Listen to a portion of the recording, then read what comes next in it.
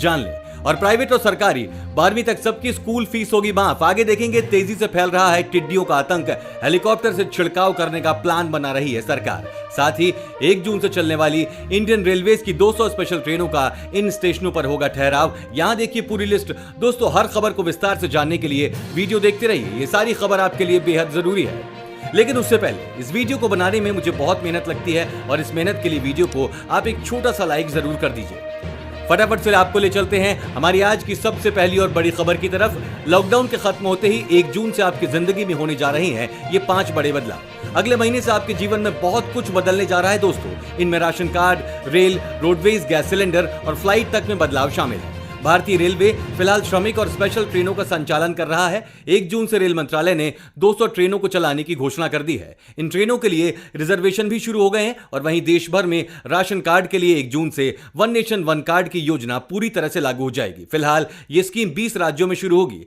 इस स्कीम का यह फायदा होगा कि राशन कार्ड किसी भी राज्य में बना हो, उसका राशन खरीदने के लिए उपयोग दूसरे राज्य में भी हो सकता है। इससे गरीबों को बहुत फायदा पहुंचेगा। Low budget airline company Go Air भी 1 जून से अपनी उड़ानों को शुरू करने जा रही है। तेल कंपनियां हर माह की पहली तारीख को गैस सिलेंडर की कीमतों में बदलाव करती हैं। ऐसे में इस बार भी यह बदलाव होगा। हो सकता है कि इस बार गैस सिलेंडर की कीमत कम हो जाए।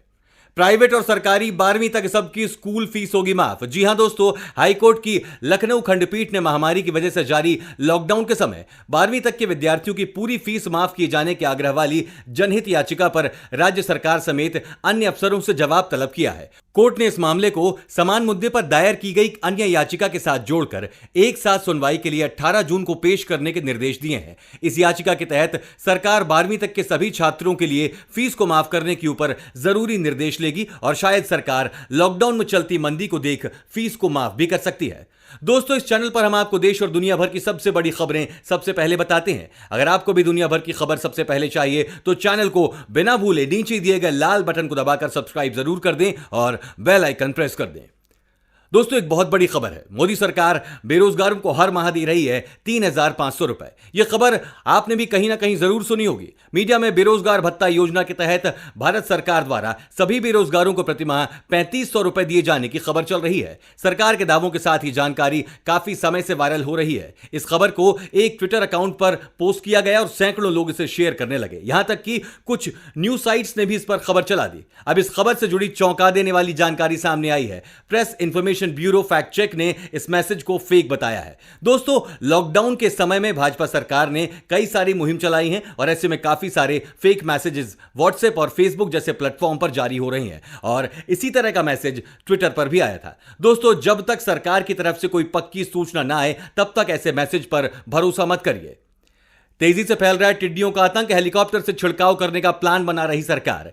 केंद्रीय कृषि मंत्री नरेंद्र सिंह तोमर ने एक उच्च स्तरीय बैठक में टिड्डी नियंत्रक अभियानों की समीक्षा की और कहा कि इस अभियान के लिए ब्रिटेन से 15 स्प्रेयर आ जाएंगे। इसके बाद 45 और स्प्रेयर खरीदे जाएंगे।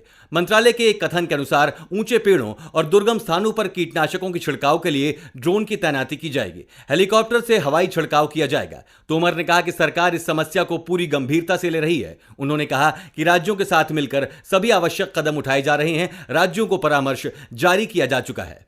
इस वीडियो को देखते रहिए दोस्तों, क्योंकि आगे आने वाला है अगर भारत चीन युद्ध हुआ तो रूस किसका साथ देगा, आप भी जानिए। 1 जून से चलने वाली इंडियन रेलवेज की 200 स्पेशल ट्रेनों का इन स्टेशनों पर होगा ठहराव। रेलवे की ओर से दी गई जानकारी के अनुसार 1 जून से परिचालित होने वाली 200 स्पेशल ट्रेनों के लिए आधिकारिक वेबसाइट और मोबाइल ऐप के अलावा चुनिंदा रेलवे स्टेशनों के काउंटर, पोस्ट ऑफिस, यात्री टिकट सुविधा केंद्र, आधिकारिक एजेंट, पैसेंजर रिजर्वेशन सिस्टम और कॉमन सर्विस सेंटर से टिकटों की बुकिंग करवा सकते हैं। इन सब के बीच सबसे बड़ी बात यह भी है कि इन 200 ट्रेनों में सफर करने वाले यात्रियों में शायद इस बात को लेकर अंदेशा अब भी बना होगा कि जिस स्टेशन पर वो उतरना चाहते हैं उस पर उनकी गाड़ी ठहरेगी भी या नहीं। दक्षिण भारत से उत्तर भारत की ओर आने वाली रेलगाड़ियां यात्रा के दौरान नीचे दिए गए स्टेशनों पर रुकेंगी। अगर भारत चीन युद्ध हुआ तो रूस किसका साथ देगा? महामारी के समय में जहां एक तरफ सभी देशों के सामने आर्थिक और सामाजिक चुनौती पेश आ रही है, तो वहीं ऐसे समय में भी चीन अपने पड़ोसी देशों के साथ विवाद बढ़ाने से बाज नहीं आ रहा है। लेकिन भारत और चीन के बीच इस विवाद पर रूस का क्या रुख है, वो आप रूस की सरकारी मीडिया की रिपोर्टिंग देखकर भली भांति समझ सकते हैं।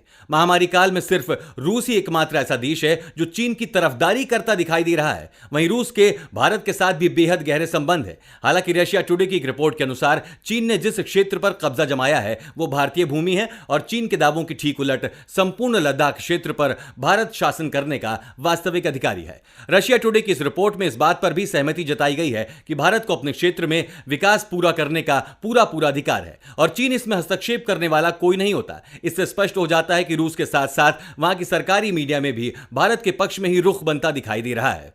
इसी के साथ दोस्तों, आप आगे की बड़ी खबरों में देखने वाले हैं रेलवे में कई पदों पर वैकेंसी, सिर्फ इंटरव्यू से मिलेगी नौकरी। पूरी जानकारी के लिए देखते रहिए। साथ ही देखेंगे लॉकडाउन में भी दिल्ली गुरुग्राम बॉर्डर पर जाम, पास वालों को भी एंट्री नहीं दी गई। पूरा मामला देखने के लिए वीडियो को देखते रहिए दोस्तों। और योगी सरकार की तरफ से बड़ा कदम, 7.5 लाख श्रमिकों को रोजगार देने का प्लान।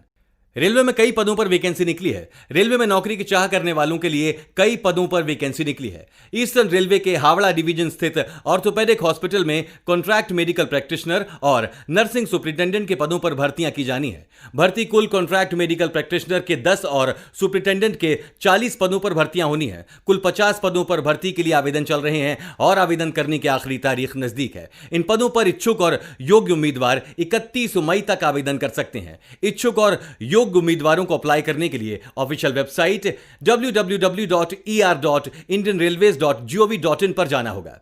वहीं दोस्तों, एक बहुत बड़ी खबर आ रही है। चीन से सीमा विवाद पर पीएम मोदी अच्छे मूड में नहीं है। इसकी पुष्टि खुद अमेरिका के प्रेसिडेंट डोनाल्ड ट्रंप ने की है।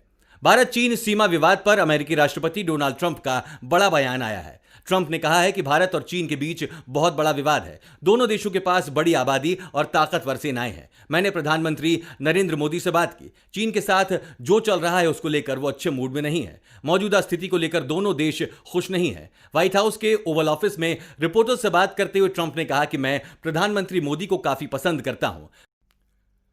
ट्रंप भारत चीन के बीच विवाद सुलझाने के लिए मध्यस्थता की पेशकश भी कर चुके हैं। लॉकडाउन में भी दिल्ली गुरुग्राम बॉर्डर पर जाम, पास वालों को भी एंट्री नहीं दी गई।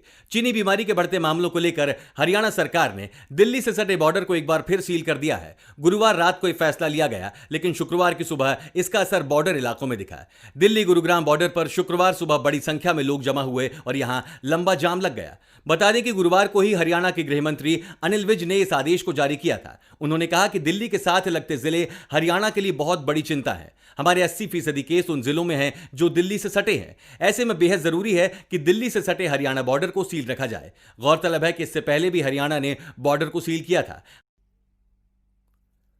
हालांकि बाद में खोल दिया गया था। लॉकडाउन 4.0 में केंद्र सरकार ने एक राज्य से दूसरे राज्य के सफर को अनुमति दी थी, लेकिन इसके लिए दोनों राज्यों की सहमति जरूरी थी।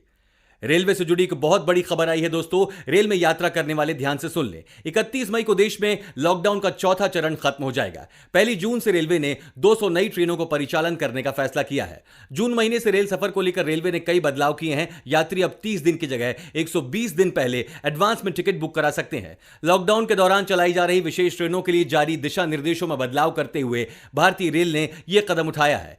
रिजर्वेशन की सुविधा ऑनलाइन बुकिंग के अलावा देश भर के 1,70,000 कॉमन सर्विस सेंटर और कुछ चुनिंदा रेलवे स्टेशनों के आरक्षण सेंटर पर मुहैया कराया। रेलवे में सामान्य दिनों में अग्रिम बुकिंग की समय सीमा 120 दिन की ही रहती है।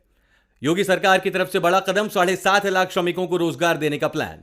दूसरे प्रदेशों से लौट रहे प्रवासी श्रमिकों और कामगारों को रोजगार देने की रणनीति पर योगी सरकार तेजी से काम कर रही है। मुख्यमंत्री कार्यालय से मिली जानकारी के अनुसार 5 लाख एमएसएमई और 2.5 लाख रियल एस्टेट के माध्यम से रोजगार देने की तैयारी हो रही है। इसके लिए राज्य सरकार जल्द ही इंडियन इंडस्ट्रीज एसोसिएशन और राष्ट्रीय रियल एस्टेट विकास परिषद उत्तर प्रदेश के बीच शीघ्र ही समझौता होने जा रहा है। मुख्यमंत्री कार्यालय के अनुसार ये दोनों संस्थाएं एमएसएमई इकाइयों और अन्य उद्योगों तक पहुंच बनाएंगी। रियल एस्टेट के प्रोजेक्ट और एमएसएमई सेक्टर में किस तरह श्रमिकों की मांग है, इसका आकलन और श्रेणीकरण करेंगी। फिर स्किल मैपिंग डेटा बैंक के रिकॉर्ड से श्रमिकों व कामगारों को रोजगार दिलाया जाएगा। और इसी के साथ आप आगे देखने वाले हैं दोस्तों, रिलायंस इंडस्ट्रीज बना रही चीन से 3 गुना सस्ती पीपीई किट, 10,000 लोगों को मिला रोजगार और महामारी संकट के बीच मेट्रो परिचालन हुआ प्रारंभ। जाने पूरी खबर। दोस्तों, इससे पहले एक बहुत अच्छा मौका है आपके लिए। अगर आप भी कम बजट में एक बढ़िया स्मार्टफोन खरीदने की सोच रहे हैं तो हम आपके लिए कुछ ऐसे स्मार्टफोन्स लेकर आए हैं जो आपके लिए बेस्ट ऑप्शन साबित हो सकते हैं। सबसे पहले बात करेंगे नोकिया के बजट सेगमेंट में नोकिया 1 काफी लोकप्रिय स्मार्टफोन है। इस फोन की कीमत 3,672 रुपए है। यह फोन 1 GB रैम और 8 GB इंटरनल स्टोरेज के साथ आता है। फोटोग्राफी के लिए इसमें 5 मेगापिक्सल का प्राइमरी और 2 मेगापिक्सल का सेल्फी कैमरा दिया गया है। और स्मार्टफोन सेगमेंट में लावा Z61 एक ऐसा स्मार्टफोन है जिसमें कई अच्छे फीचर्स देखने को मिलते हैं। इस फोन की कीमत 4,999 रुपए है, जो कि इसकी 1 GB रैम और 16 GB इंटरनल स्टोरेज वेरिएंट की है। फोटोग्राफी के लिए इसमें 8 मेगापिक्सल का प्राइमरी और 5 मेगापिक्सल का सेल्फी कैमरा दिया गया है। रिलायंस इंडस्ट्रीज बना रही चीन से 3 गुना सस्ती पीपीई किट, 10,000 लोगों को मिला रोजगार। महामारी के दौर में मुकेश अंबानी की रिलायंस इंडस्ट्रीज ने चीन से 3 गुना सस्ती और बेहतर पीपीई किट बनाना शुरू कर दी है। यह किट अंतर्राष्ट्रीय मानकों के अनुरूप और बेहतर गुणवत्ता की है। कंपनी के सिलवासा प्लांट में रोजाना 1 लाख पीपीई किट बनाई जा रही हैं। पीपीई किट डॉक्टर्स, नर्स और स्वास्थ्य कर्मियों के अलावा पुलिस और सफाई कर्मचारियों जैसे फ्रंटलाइन वॉरियर्स को संक्रमण से बचाती हैं।